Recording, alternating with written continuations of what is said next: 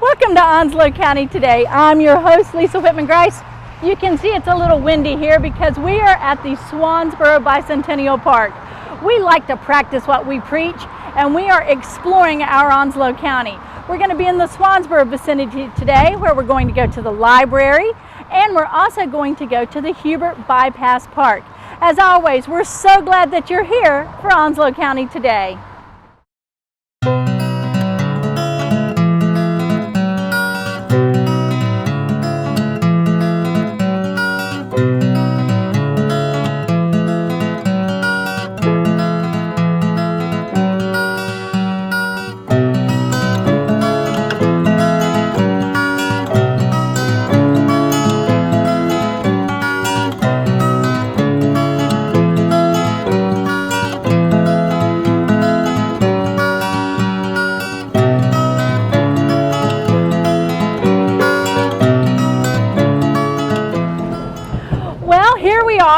Practicing what we preach. We're in Swansboro today, exploring the northeast corner of Onslow County and one of our oldest communities.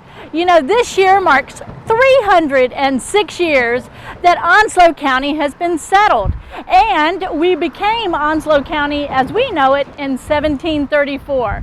Swansboro is one of our oldest communities and is in fact the oldest incorporated area in the entire county. We're going to be visiting with some folks over at the Hubert Bypass Park today, and we're also visiting with some friends at the library, but we thought it would be fun to visit with one of our most, shall we say, infamous, or maybe not infamous, but famous, not only locally, but statewide, nationally, and even received international acclaim. We're going to talk with Captain Otway Burns. Now, for those of you who've never seen this beautiful statue, it was created by a man named Janis Farkas, who was a bronze sculptor. And we're visiting here with Captain Burns. Now, Captain Burns' family lived here even before the American Revolution. He himself was born on the eve of the American Revolution in 1775, but he is perhaps most famous for being a privateer in the War of 1812.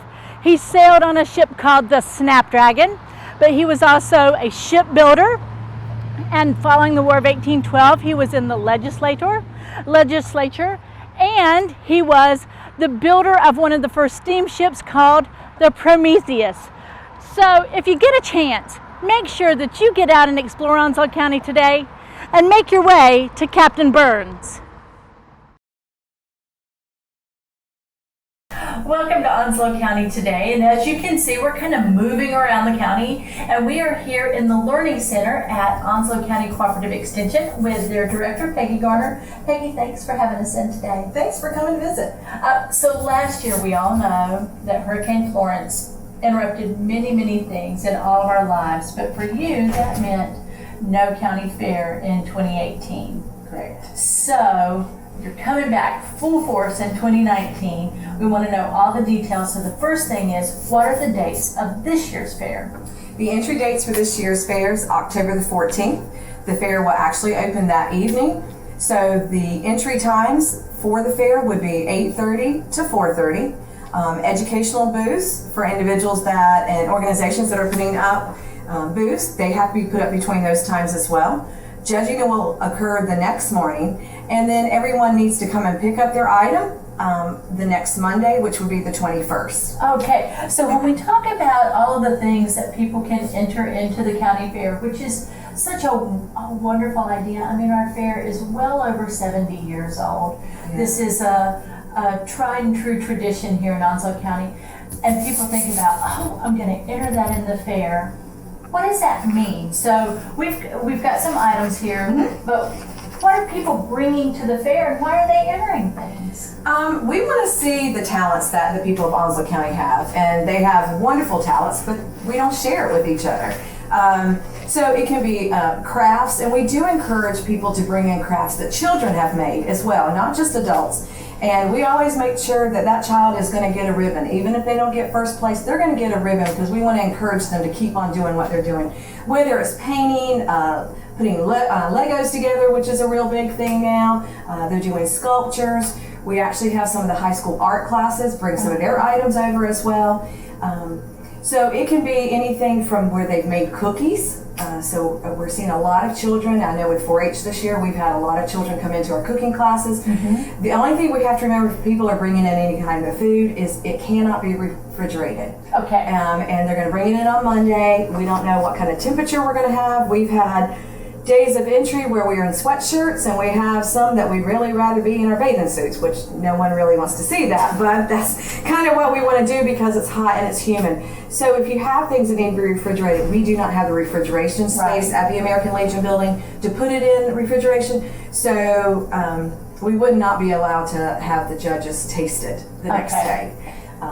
So if we're bringing in cookies, they don't need to have anything like have a cream cheese frosting or any kind of cream frosting. You know, if you're bringing in a pie, it doesn't need to be a Boston cream pie. Okay, so we want to make sure that any food products that are brought in are non-perishable, that don't need refrigeration. Right. And then kids and adult categories. Exactly. And then, of course, crafts that represent all kinds of talents. Now, obviously, we can't go into every category, so you all have made that easy for us. You have a book. We do. We have a county fair book, and those will be available very soon here at the Onslow County Extension Office, which is in the Onslow County Multipurpose Complex. And as soon as we get them, we automatically send them out to the different branches of the Onslow County Library. So that way, if individuals call and say, when can I get one? I live in Swansboro, just go to your library and then we'll get them. And the libraries are very good to let us know when their amounts are getting small, so we can send them some more as well. Unfortunately, because of postage and they're thick, we cannot mail them out, but we do try to make them as available to people as we possibly can. Awesome. So that book is going to give you all those categories and the requirements. So for example, you know, you might have needlework that's very specific about what kind of needlework. It can be knitted, it can be crocheted, tatting, all of those things you break down for us. So you've made it easy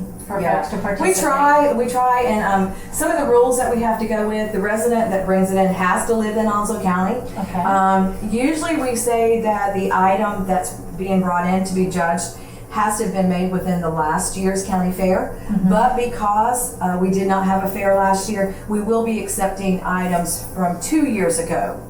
So if it was made October of 2017 to the day of entry, then that would be allowed to be brought in. All right, so you've given folks a little bit of an extension, again, due to the storm. Now, we know, Peggy, that you all also spend so much of your time educating folks about what's going on in our community and how to really have quality lives and introduce to things. And so the educational booths are a real central part of the fair as well. Talk a little bit about what those booths offer and what kind of community organizations we can look forward to seeing. Okay. We are actually in the middle of our sign-ups.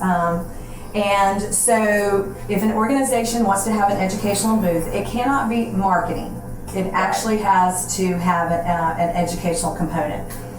So we have one category that's called other youth groups, and that's usually where we'll have the Boy Scouts or the Girl Scouts. And so they may choose recycling, or they might look at something dealing with the climate or forestry. And they're going to build their booth, which is 4 by 8 by 4. They're going to build that educational booth. It's like a big shadow box, if you will. That's a great and just to educate people of what's going on. And as I said, there's 32 booths. We have other adult groups, other youth groups. We do have our 4-H category. We have FFA. So we try to give different groups the opportunity so they're not being judged against each other. We try to separate them out as much as we possibly can. And it is amazing to me every year how much they can fit in that little 4 by 8 space. It's like creating a room, really. And so it's always so impressive to see what folks are able to do with what seems like a limited amount of space. Yeah, they really can. We do encourage people, if they're going to do an educational booth, to bring staple guns. People will go in and they'll put their items up with tape. If you have a high humidity day, that tape is not going to hold the next day when the judges come in, because the educational booths are judged per category, and they can earn some big money by doing that. Everyone that puts in an educational booth is going to come out with at least $100. But they can, then you're going to get more if you get first, second, or third place as well. But we do encourage people that if they have interest in having an educational booth, to please give us a call. We don't say, well, we're only taking this many for youth category or this many for community. After the 32 slots are filled, then that's when we go through and put them in the correct category. I would throw in another helpful hint in putting up those booths. Staple gun, absolutely, but also a step stool. Yes, a step stool. It's a little high getting up in there. It is. And another thing is, there is no electricity Right. that can be run to the booths, and sometimes people come in with really great ideas, and then we have to kind of smash that and say, there's not a way to run electricity to it. Okay. And on that same note, if they're bringing in an electric stapler, they need to bring in their own extension cords and all. They can use them the day when they put their booth up, but we're going to need to bring the right extension cords. We don't have any of that with us. Well, those are all, just super helpful hints, toolbox, stapler, with staples. Yes. Some of us have, had to make a second run, step stools, and realizing that it does need to be able to withstand a week. So of changing temperatures, lots of visitation. It is protected though. It is protected, and another point to bring out is that it is unmanned. Right. So it's not that somebody has to be there with that booth the whole time. They're going to be put up on that Monday and then taken down the next Monday, and that's the only time that they have to have contact with that booth. Okay. Now, the one thing that might come to people's minds is, I'd really like to enter something, but is there a fee associated with bringing items in, either an educational booth or anything that we'd like to have judged? No, there is no fee for that. Actually, if you win, you might get money out of it, not only a ribbon, but you might get money. But the only thing we have to do is to make sure that people do things right. An example of that would be, I have 2 items of canned goods here. When somebody brings this in, the entry clerk, we have entry clerks that they will go to and itemize each thing they bring in.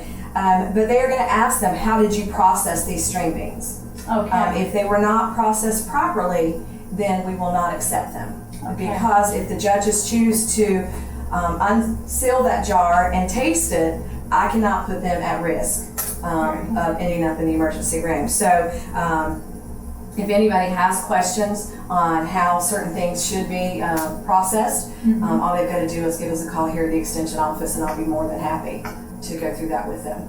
Now, that's the other great thing about you all. Might be too late for this year, but as people are planning for future fairs, you all teach classes in preservation, food preservation and canning, and how to do those things safely. So this might just, if you can't do it this year, maybe that'll inspire them to participate in your classes. Exactly, and if they don't enter this year, then still get a fair book, because we try very hard not to make a lot of those changes. We have items that are trendy, like Legos are real big right now. Herbal vinegars used to be real big, and so things we might keep in for a bit. When we see the popularity is wearing off, then we take those out and put something else in. But generally they pretty much stay the same. And we haven't mentioned flowers, but horticulture is a big part. Agriculture is a big part of the county fair. So we have people bringing in eggs and honey and big collard leaves and pumpkins and watermelons, and that's all great. And because of the weather that we've had this year, we never know from year to year how many flowers are going to come in, how many plants are going to come in, how much agriculture product is going to come in. So it's just amazing. We just kind of sit back and wait and see what's going to come in. All right. Now, last but not least, there might be folks who, are new to our area. We want to make sure that they have all of your contact information, but also explain to them where the actual fairgrounds are. I'm ready to enter, but I've just moved here, so where are the fairgrounds? Okay. Well, first of all, if they have any questions at all, we want them to feel free to call us.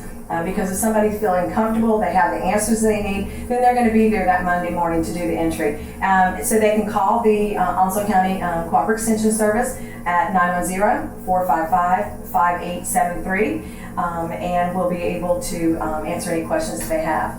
They can also go on Facebook and send us questions that way too, to the Onslow County Center of Cooperative Extension, and then we'll get a reply. Fantastic. The fair is held at the American Legion building, which is on Broadhurst Road, which is off of Highway 17. It's near the Onslow County Board of Education.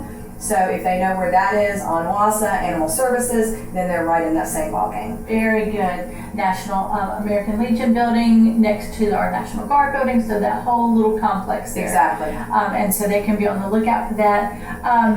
Again, let's give folks the beginning time when they can come in that first day, Okay. and the closeout. So you all have to, for purposes of setup and getting things ready to roll for the fair, you have to kind of have a closing time. So Right. once again, when can folks bring things that they can enter into the fair? They can be in the parking lot ready to come in the door at 8:30. Okay. We do ask that they give us that time. We cannot get in the building until 8 o'clock. We need to get tables and chairs set up, get the entry clerk's last little meeting before it starts. In the event that anything has occurred over the weekend prior to setup, and then they can enter up until 4:30. Okay. Because we need, and that means whether they're bringing an item, like some of the things that are here, to be entered, or if they're putting up an educational booth. And I will say that on the educational booths, if someone commits to putting up a booth and they don't show up, there will be signage put up in that booth to let people know who was supposed to be there. Okay. Just because we generally have a waiting list for educational booths, so if people commit to putting up a booth, we need them to follow through with that. Okay. So if you call in and sign up, come on in, make sure you set it up. And really, it is just so much fun, and for people to see it.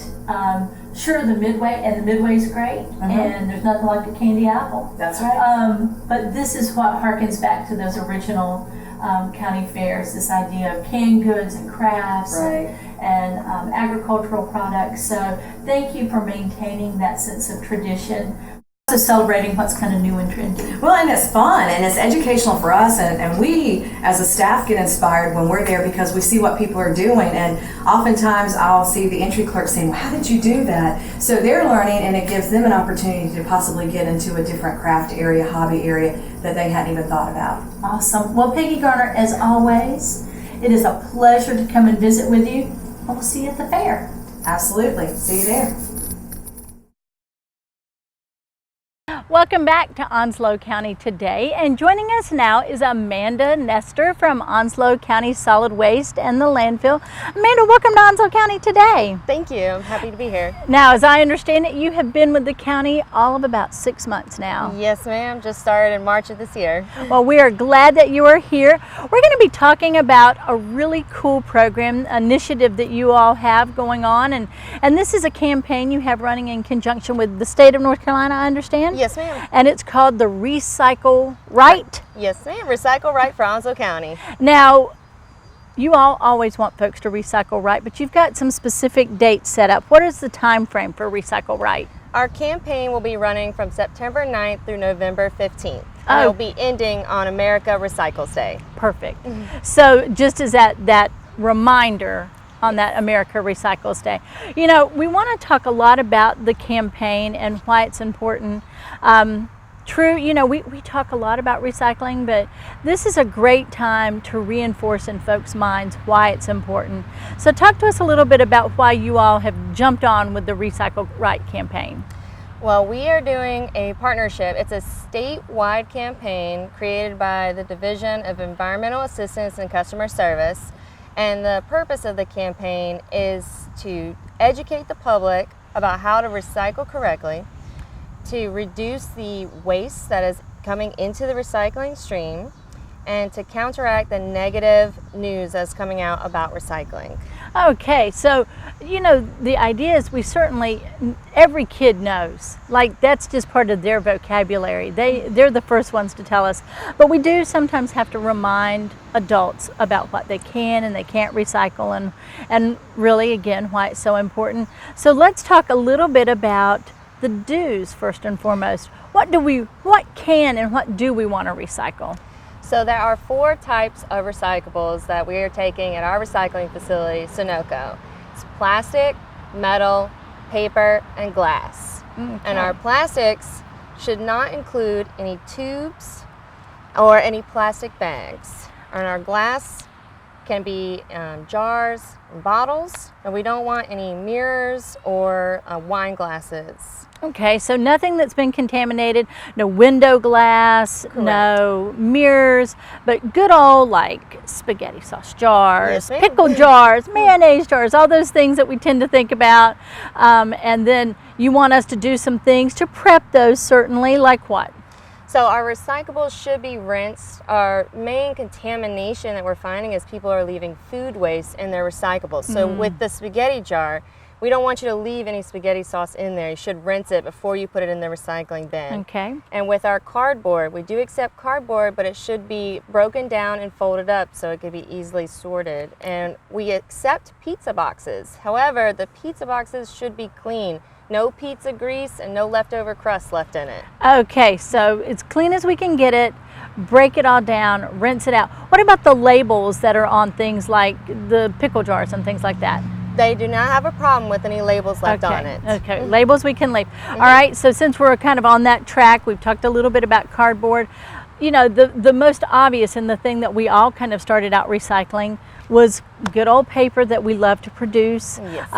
But again, some special guidelines with the type of paper, the size of paper that I don't think people realize, Yep. and what we need to do with it and how we need to present it sort of or prepare it as we get it out. So first and foremost, what kind of paper? And any type of paper, we do not accept any paper that is smaller than a Post-it note, so a 3x3 Post-it note. Okay. And we also don't want anything shredded or anything wet, so you want to keep your recyclables dry, especially the paper. Okay.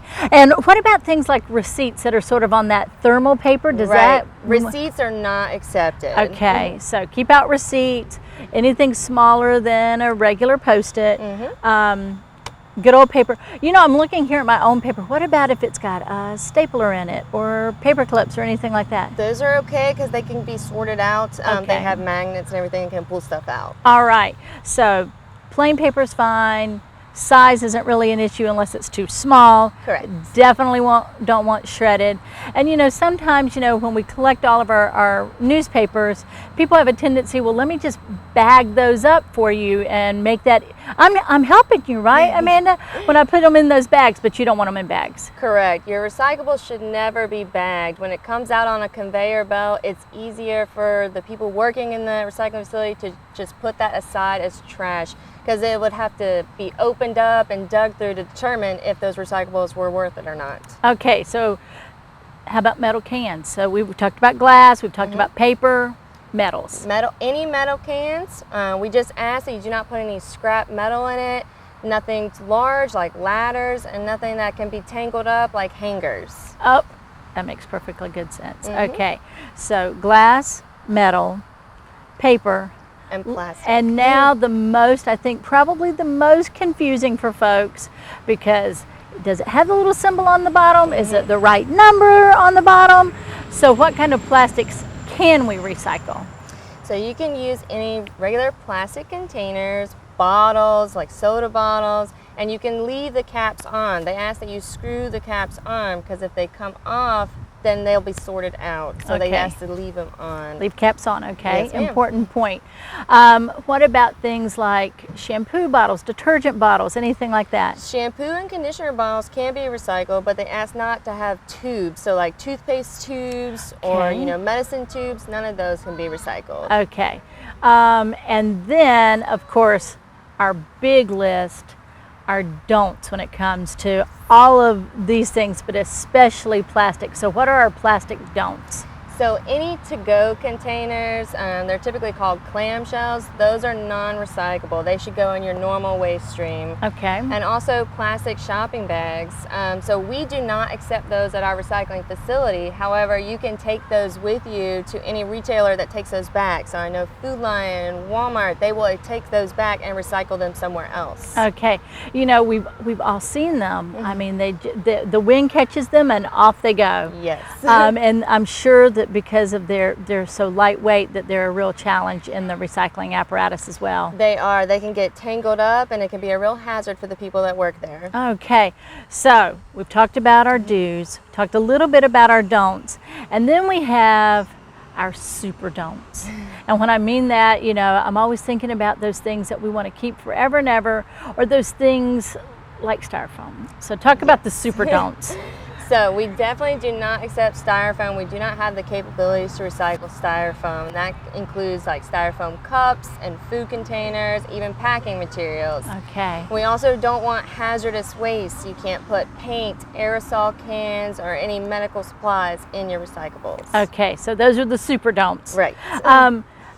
So, of course, we've talked about the importance of recycling, but there's some choices we can make on the front end before we ever get to needing to recycle things. Talk about the idea of using things that aren't one-time use products. Correct. So there are plenty of items that you can buy at home to reduce your single use of these recyclables. So you can buy reusable shopping bags, reusable water bottles. You can do different containers, plastic and glass containers that are reusable for packaging your lunch, and reusable napkins to cut down on paper plates and paper napkins. You know what?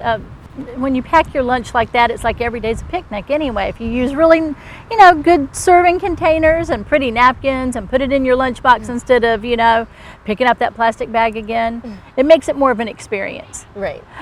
So as we kind of wrap this up, now we need to find out, I'm gonna sort my recyclables. I'm gonna put things in my trash that go in the waste receptacle. Got my recyclables all ready to go. Where am I taking them?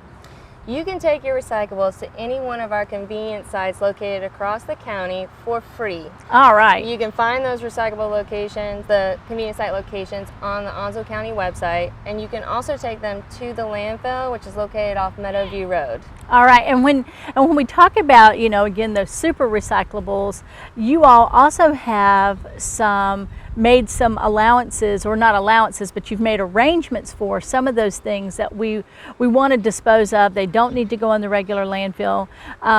Things like electronics, things like tires. Talk a little bit about how you all have made those special accommodations. Mm-hmm.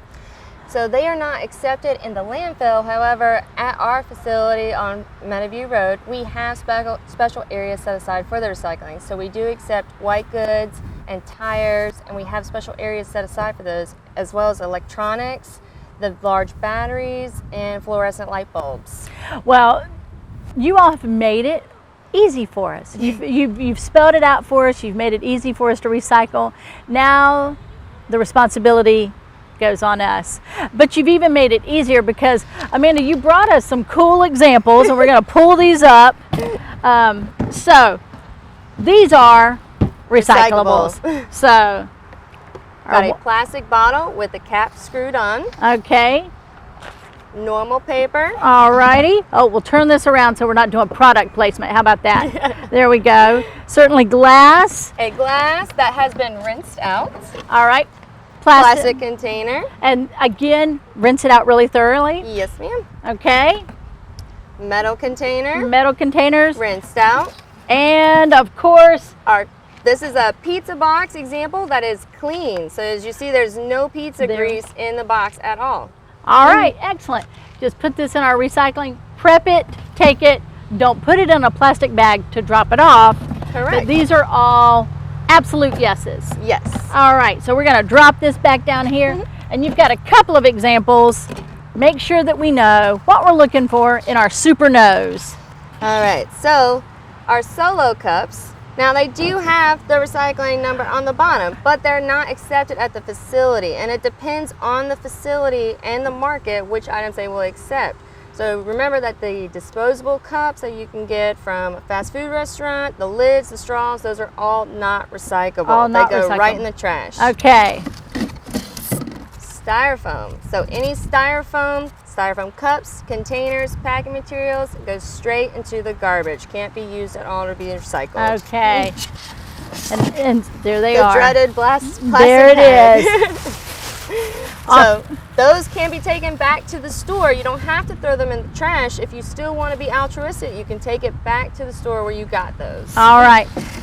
And last but not least, the tanglers. So any kind of metal hangers, plastic hangers, they can't be recycled. They'll get tangled up in the machines and they'll stop production for that day. So it's better off to go straight to the trash. all right. Well, Amanda, again, this is part of a very special campaign. Tell our viewers again what we're calling this It's Recycle Right for Onslow County. and the dates. It's September 9th through November 15th. And if we want to know more, if we want to participate or make sure that we're doing things right, direct us to your website so we'll have that information right in front of us. You can go onto the Onslow County website and look for the Solid Waste Department, and you'll find all of our information on there. All right. Well, thank you so much. We're going to talk with one of your co-workers, Jamie Harrell, about something else that you all have coming up. And I really am so glad you're joining us for Thank your you. first visit to Onslow County today. And thanks for such great information. Thank you so much for having me. Welcome back to Onslow County today, and joining us now is Jamie Harrell from Onslow County Solid Waste in the Landfill. Jamie, thanks for joining us. Thanks for having me, Lisa. We just had a great visit with Amanda from your office talking about your Recycle Right program, and you all are going one step further because you're really, like I always say, you all make it so easy for us to do what's right when it comes to waste management, and that is you're having a Household Hazardous Waste Day. Yes, ma'am. So tell us about when that is, and then we'll get into some more details about what we can bring. Lisa, our next event is October the 12th at 9 o'clock in the morning, 9 to 2 that day. Okay, that's a Saturday? Yes, ma'am, it is. Okay, and that's going to be held where? At the main landfill on Meadowview Road. Okay, so off of Meadowview Road there, folks who aren't familiar, around that Blue Creek Road, Pony Farm Road. Yes, ma'am. Okay, so down in that vicinity there, and so you're having this Household Hazardous Waste Yes, Day ma'am. on that Saturday. What does that mean? Define for us what it is that you're looking for folks to bring. Well, let's start with household hazardous waste. Okay. That is, it's created for the citizens, not for businesses. Okay. It's not. We tend to get a lot of contractors trying to get rid of their materials during that time. Okay. There is a small charge for it. Basically, what we would like to accept is normal paint, cleaners, pesticide, herbicides, and the Sheriff's Department will be there collecting prescription medication. All right, so first and foremost, which we all know, unfortunately, we have such an issue with prescription meds, Yes, and we ma'am. want to make sure that we dispose of those properly, that they don't get in not only the waste stream, but in the, we all think, oh, I'll just flush it, or I'll just dissolve it down the sink. Yes, ma'am. We don't want it to get in the water system either. Right. So bring those prescription meds, and you'll have law enforcement there to help you from the Sheriff's Yes, Department. ma'am. And then those things, Jamie, I don't know if you know about this about me, but I'm a chronic house painter. I cannot stand for a wall to be the same color from year to year, so guess what's in my garage? A bunch of paint. A bunch of paint. So Yes. I can bring my household paint. Yes, ma'am.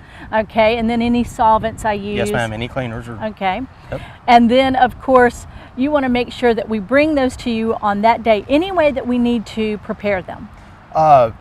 in their original packaging. Okay. Preferably not leaking. If they are leaking, pre-bag them, with a garbage bag or something like that. So they're Okay. not, for one, they're not leaking all over your vehicle, and two, they're not leaking on our staff members as they're removing them Okay. from your vehicle. Okay, and you said there is a charge, and that's the usual poundage weight charge that Yes, you ma'am, all. Okay. it is. It works out to be about 3 cents a pound. Okay. Yes, ma'am. And then I'm rid of that, having that in my household, and then you all are going to dispose of it properly Yes, for ma'am, me. that is correct. So Jamie, you've told us what we can bring, which is a great idea. We're getting that out of our households. But are there some things that you don't want us to think about bringing that day? Mainly, it's going to be your petroleum type things, engine oil, gasolines, that kind of stuff. We take engine oil, used engine oil at the landfill every day, and we can only take a certain percentage of gasoline per month. So the best thing to do with that kind of stuff is contact the Onslow County landfill and schedule it so you can bring your gasoline and stuff at an appropriate time. All right, so the traditional hazardous household waste that we think of, that we produce, paints, solvents, cleaners, pesticides, medications, Yes, anything that we need to dispose of, and then save those things that are not piling up in the garage but in the shop, the oils and things like that, for another day. Yes, ma'am. What about cooking oil, Jamie? That just, you know. That's another thing that we take every day of the week. So we have containers at our main facility where the citizen can bring them free of charge. All right, so, and we do want to stress, this is not a commercial day. This is not for Yes, somebody who's got a business, That is correct. contractor, lawn maintenance company, anything like that. We're not doing that today. This is for your household. This is for the citizens, for their private homes. Yes, ma'am. That is correct. All right, and we don't need to make an appointment for those for that day? No, ma'am. No, Okay, ma'am. not scheduling anything. Just beware that we are very busy that day particularly. We'll see somewhere around 500 to 550 Wow. people. Okay. So a lot of times we have, it's a 45-minute to an hour wait, but it's well worth it. Well worth it for the peace of mind knowing that it's being disposed of Yes, ma'am. properly. Jimmy, as we kind of close out our conversation about that special day, this is not the only day of the year that you do this. So folks should be looking at your website and looking for you to make announcements, because you kind of do this a couple of times through the year, correct? Yes, ma'am. And we may branch out and do it 3 times a year instead of twice a year. Oh, very good. It depends a lot on the citizens. Okay, and anything else that you want to remind our citizens of about any time that they visit the landfill, how they need to be prepared, because Saturdays are busy days, Yes, ma'am. regardless of it being a special day or not. Patience. We're super busy on the weekends, and believe it or not, we're still getting a lot of storm-related things. Oh, sure. Yeah. So you just be patient. That was going to be another, I'm so glad that you brought that up. That was going to be another question. Folks have still got projects going Yes, on at ma'am. home. They're either roofing, or they're just still doing that little bit of cleanup as they finish their home repair projects. What about things like construction materials? What's your best advice there? 6 days a week, the landfill's open. The earlier, the better. Okay. And just be patient. Just be patient. Yes, ma'am. Well, Jimmy Harrell, always I learned something new, so thank you for visiting with us, and we'll all get our things prepared and ready to go Saturday, October the 12th, and Yes. give us the times one more time. 9 to 2. All right. Well, Jamie Harrell, thank you so much. Thank you, ma'am. Welcome back to Onslow County Today, and joining us now is a new guest with Onslow County Today. Please take a second and introduce yourself, please, ma'am. My name is Lisa Kozlowski, and I am the program assistant here at the Onslow County Public Library in Swansboro. And I'm so glad we both got the information about the uniform of the day, right? Absolutely. Well, we had to coordinate. Especially our names are the same. That's exactly right. So Lisa, you do programming here at the library, and Yes, as ma'am. I understand, you started a really cool initiative that has just, shall I say, grown and blossomed and flourished. Figuratively and literally. Okay, so tell us a little bit about your nutrition program. We want to talk really about your grant program. People think the library, well, I'm coming here to feed my mind with books, but you're feeding the soul and you're feeding the body as well. Tell us about your program. Well, first it started off, we wanted to start a community garden. We added 3 additional boxes thanks to the generosity of our community. We had major income come through from several donors. Okay. And that started off where we shared our vegetables and everything with the community. Then our community started bringing in their own that they had extra of it there to share with whoever came in. And then that in turn led me to the Food Line Feed Grant. And for that grant, it was awarded $1,725 for nutrition education and for food to feed the community. Oh my gosh. So we partnered up with the Northeast North Carolina Food Bank, the Cooperative Extension, and Onslow County Department of Health, who will provide multiple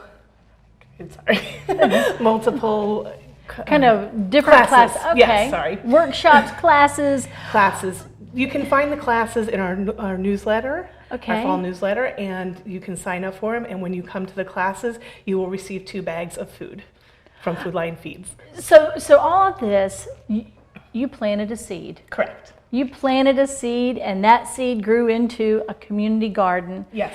And it really, it was so successful in the community. Now, how long ago did you start the community garden initiative? I believe we were planting things in April or May. Okay, and just of this building blocks spring. just of this spring, correct. So this is really grown just in 6 months. Yes. So you plant that seed, you get this community garden growing this spring and this summer, and people not only recognized, or and your team here recognized a need, but the community saw fit to then come back and invest in that. Correct.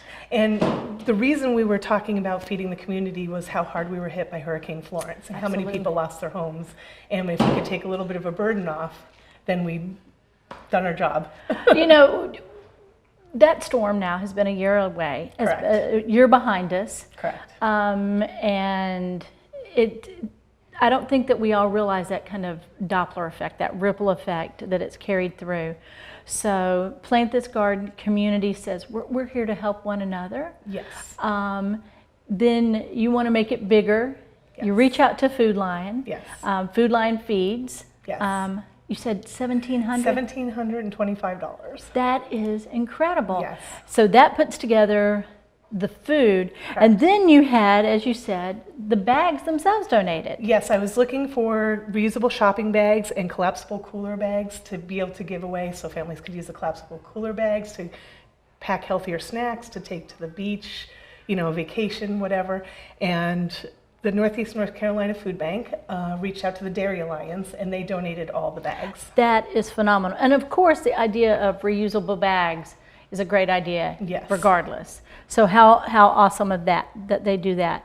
So then you have some county partners with our Cooperative Extension Office Yes. and our Health Department. And the idea is to make sure that people are making healthy choices. Correct. So they're offering in partnership with you all, nutrition classes. Correct. When you do the nutrition classes, are people coming in, are they trying different foods, or Extension and the Health Department, they're doing demonstrations for you? Well, we're doing several different things. The Northeast North Carolina Food Bank is doing sugar shockers, telling us how much sugar we're actually ingesting in our foods. Right. Then the other class they're offering is how to make our favorite foods healthier. Great choice, absolutely. And the Cooperative Extension has multiple things they're going to be doing. I will be meeting with Rosie tomorrow to go over the curriculum, but basically how to cook meat. They'll be giving away meat thermometers when they do that kind of thing. And then the Department of Health will be giving us how to plan for specific diets, gluten intolerance, food allergies, diabetic or kidney menus. So, Okay, yes. so whether it is we just want to make better choices, we want to deal with specific maybe medical needs. Correct. We want to make sure our kiddos are doing what they need to do. Correct. And then, as we always say, it's about knowing. And when we know better, Correct. We do better.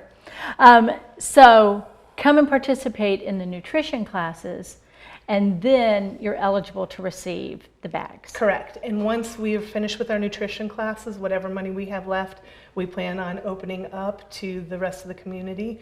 But anybody can sign up for the nutrition classes. Wow. So the one thing people always say is, if I have to register for a class, is there a fee? There's no fee. No fee to even No register fee. for the class?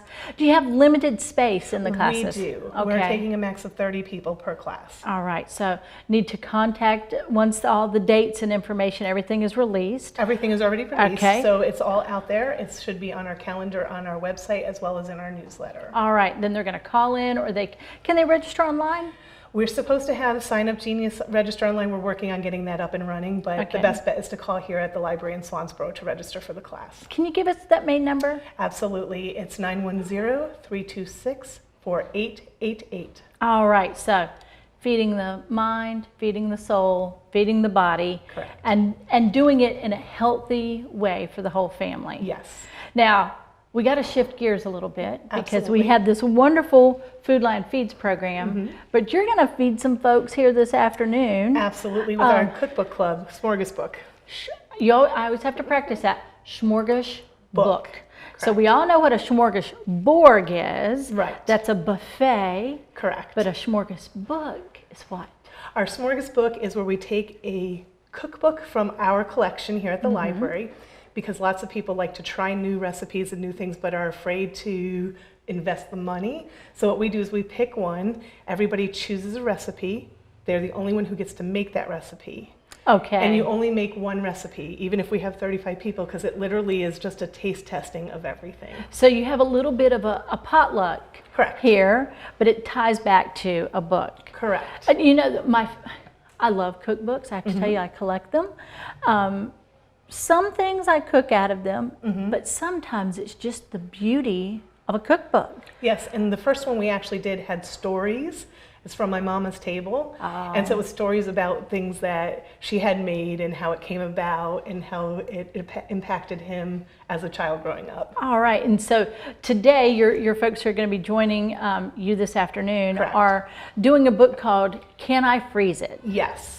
Okay. We chose that because we figured it's near the end of growing season and people have lots of fruits and vegetables left over. So it was a cookbook we chose so they can see what they could make from their bounty and be able to freeze it and have it throughout, you know, the next several months. You know what I love is in this age of quick, and this age of technology or just drive through and there it is, you all are really returning also to some fundamentals. Yes.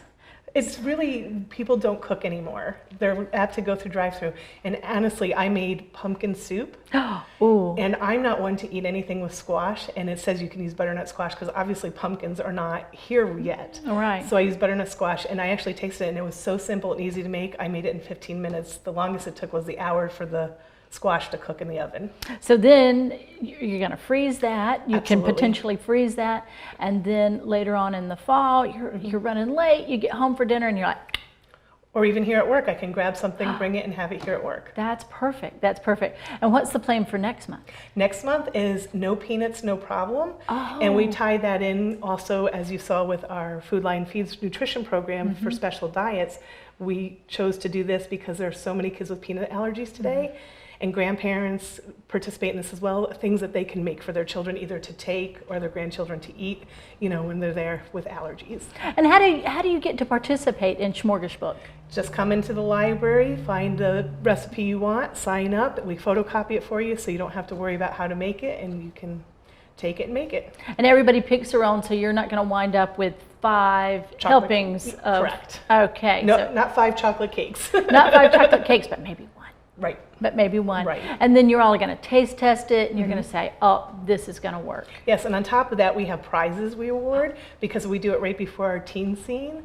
We, the staff, try everything, and then we award somebody a prize, which is a cookbook and a little kitchen tchotchke, and then the teens award a prize for the one that they like the best. That is awesome.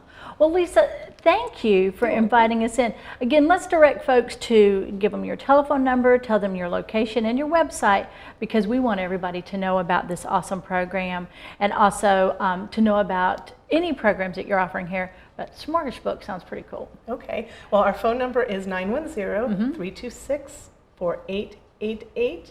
And our address is 1460 West Corbett Avenue, Swansboro, North Carolina. And if you go onto the library main website, you can look under what's happening, and you can pick the Swansboro branch, and it'll tell you what's going on here at Swansboro. That's awesome. Lisa Kozlowski, thank you so much You're for welcome. planting that seed and growing this great program Well, for I this feel very community. lucky and honored that we were able to do this. Welcome back to Onslow County Today, and joining us now is Cindy Douglas from Onslow County Department of Social Services. Cindy, thank you for joining us. Thank you for having me. So we're talking about a new program that is rolling out, and anytime there's something new, especially with human services, folks get a little bit nervous, want to know all the details because it seems like, oh my gosh, more paper or something else I need to worry about when things are a little bit stressful or difficult already. How do we make it? So our job is to really make it easy for folks and help them understand. And you're rolling out a new program called Medicaid Transformation. Yes. So first and foremost, we want our viewers to understand what that is. Okay, well, Medicaid transformation is basically just going to be a change in the way Medicaid services are offered to citizens of Okay. North Carolina. We are going to be moving from a pay-for-service type of procedure, Sure, so to sure. speak, to a more pay-per-resident. Or pay for provider? So you pick your provider, or? You will pick your provider. Okay. But the way Medicaid currently works is the providers are paid each time the recipient goes to the doctor for Okay. each individual visit or procedure. Okay. The way Medicaid transformation is going to work is there will be a pre-contracted payment per recipient, Okay. and that will cover all of their comprehensive health care. Okay, and this is an annual renewal. So instead of saying, okay, I'm going to the doctor today and it's going to cost this, this is a flat payment Yes. to that provider. Yes, And so for that it's patient. For that patient. Yes. And that patient's, and each individual patient within, say, a family. Yes. Okay. So first things first, it's transforming from a direct pay, or what we call NC Direct, for some of your clients or your Correct. patients, and for others are going to have this preferred provider system or select provider system. Yes, they'll be able to have some input and some options as far as who their provider will be. Now, certainly, I mean, you all sent me a lot of information and I appreciate it. So we want to make sure that this is pretty succinct for our viewers. And so we always, first and foremost, tell folks not to be intimidated by all this paper, because that's why you all are there, is to really help them through this process. So first things first, we're transforming Medicaid. We are. Essentially, we're transforming Medicaid. And so then we want to know, we're doing this, what's the timeline look like? So Onslow County timeline, we're going to be part of phase 2 for the Okay. transformation rollout. What that means is that the packets will start going out to Onslow County recipients on October 1st. Okay. Okay, that's when they'll start receiving the mailing information coming to their homes. Our open enrollment timeframe will run from October 14th through December 13th. Okay. That will be open enrollment. All right. If they haven't chosen a provider by December 16th, they will be auto-assigned to a provider, which of course can be changed if necessary. Okay. But we have to proceed at that point. So they would be auto-assigned on December 16th. And then the actual rollout of the new Medicaid program for Onslow County recipients will be February 1st of 2020. Okay, so we've got a little bit of time. We so, do. So in the next 6 weeks or so, they're going to get a postcard, a mailing that says, Medicaid transformation, this is what it is, this is when it begins, this is what it means to you, and you now have the next 2 months to enroll in the program and select your provider and the way in which you want to follow this path. Yes. Okay, and then by the first of the, little bit after the first of the year, after the holidays, it will go live. February 1st. February 1st. Yes. Okay, so folks are going to have questions. They're going to say, what does this mean? I'm a little scared. I'm a little intimidated by everything. But talk about how you all are there to help them. Well, of course, the recipients always can come to DSS, call DSS. They can speak to their caseworkers. Any of the staff with DSS can assist them with most of their questions. But the nice thing about the Medicaid transformation is that they will have enrollment brokers that they will be able to contact Okay. that will handle the majority of their questions in regards to, providers, coverage, any type of billing issues. The enrollment brokers will handle most of that. Okay. And they will also be given that information in their welcome packets in October. So they have a name. They have somebody that they associate with this program that can really walk them through it and help them. Yes. Okay, so who then is eligible? Because some folks will remain in the NC Direct program and some will not. So you need to look at, some may need to re-enroll, some will stay the same, but you all have that information available to them. So if you're not eligible, or if you don't fall under these new guidelines, correct? Correct. For the majority of our clients, it's not going to change their Medicaid. Okay. And it's important for people to know that their coverage is not going to change. Exactly. It's only the way that their Medicaid is being billed, so to speak. Okay. Yeah. So they're not going to really They're not going to feel notice, this. no. Yeah. Okay. If anything, it's going to enhance their current coverage, because some of the providers that are being contracted are offering wellness benefits. They're offering gym memberships, discounts on gym memberships. They're offering discounts for weight loss programs.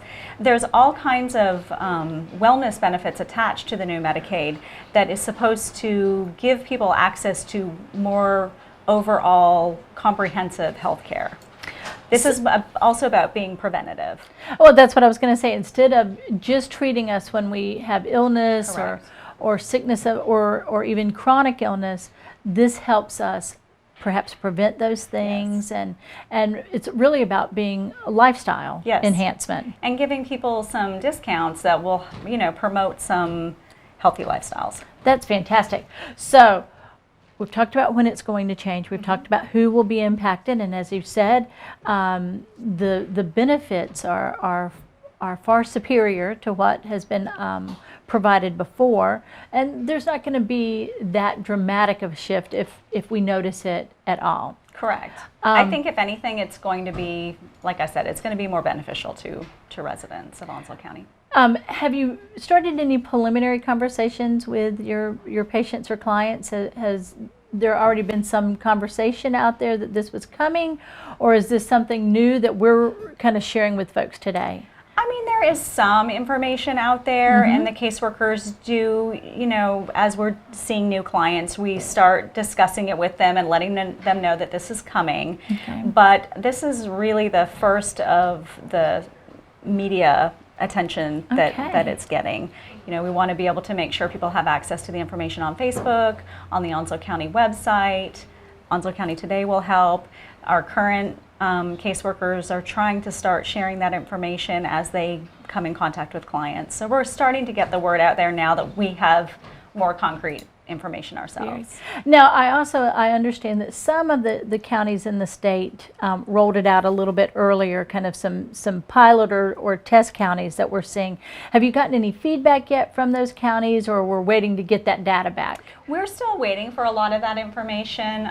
We don't have a lot of it yet, but we certainly aren't getting any negative feedback. There you go. So Okay. no news is good news. Well, it's I think that's what we always like to share, is that this is a real opportunity, a real positive change. Sometimes change for people is put you on shaky ground, but this is a real positive change, and you all have established that framework for them to ease them and make this transition or transformation better. If folks want to know more about the program, and we want to invite you all back after the program is launched and in the springtime, revisit this and see how things are going and make sure, new clients are well aware of it.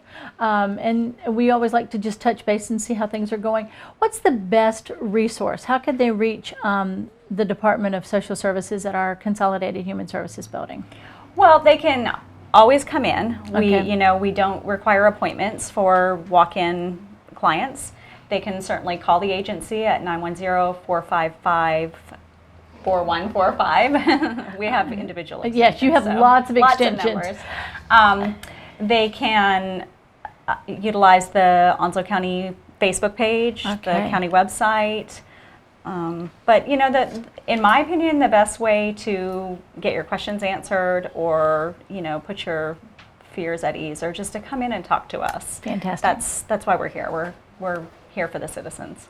Well, we appreciate you taking something that could be complex, could be a little intimidating, kind of distilling it down, boiling it down for us, and sharing with us that this is the next new thing that's on the horizon for DSS, but more importantly, something that is important for our citizens and important for your users there at DSS. So we appreciate you taking the time. And of course, we're going to invite you back and see how things are going. Okay, sounds good. Thank you.